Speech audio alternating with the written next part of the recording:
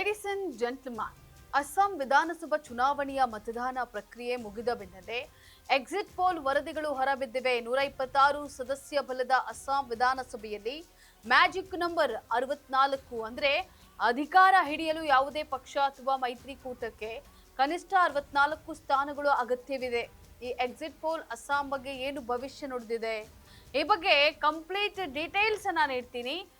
ವೀಕ್ಷಕರೇ, ನೆಲ ಜಲ ಭಾಷೆಗಾಗಿ ಪ್ರಾಮಾಣಿಕ ಪತ್ರಿಕೋದ್ಯಮ. ನೀವು ನೋಡ್ತಾ ಇದ್ದೀರಾ ಫೋಕಸ್ ಟಿವಿ. ನಾನು ಪವಿತ್ರ.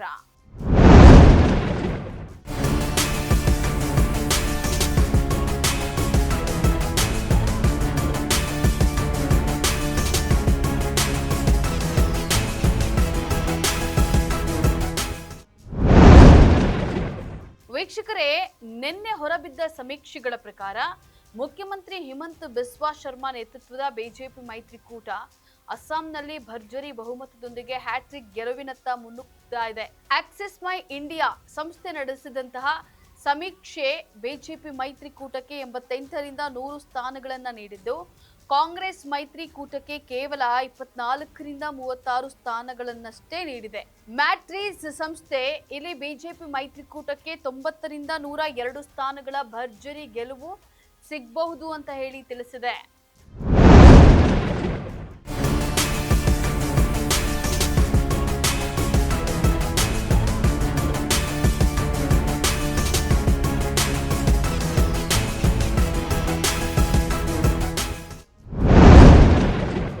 ಅಸ್ಸಾಂನಲ್ಲಿ ಬಿಜೆಪಿಯ ಡಬಲ್ ಇಂಜಿನ್ ಸರ್ಕಾರ ಮತ್ತು ಅಭಿವೃದ್ಧಿ ಮಂತ್ರ ಕೆಲಸ ಮಾಡಿದಂತೆ ಕಾಣ್ತಾ ಇದೆ.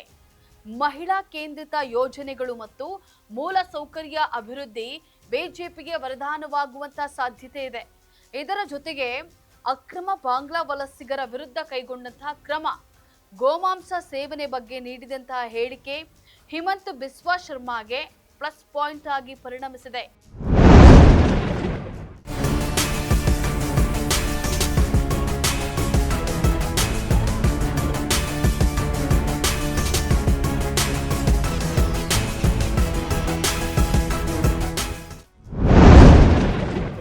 ಒಟ್ಟಾರೆಯಾಗಿ ಅಸ್ಸಾಂನಲ್ಲಿ ಕೇಸರಿ ಬಾವುಟ ಮತ್ತೆ ಹಾರಾಡೋದು ಬಹುತೇಕ ಖಚಿತ ಅನ್ನೋದು ಸಮೀಕ್ಷೆಗಳ ಸಾರಾಂಶ.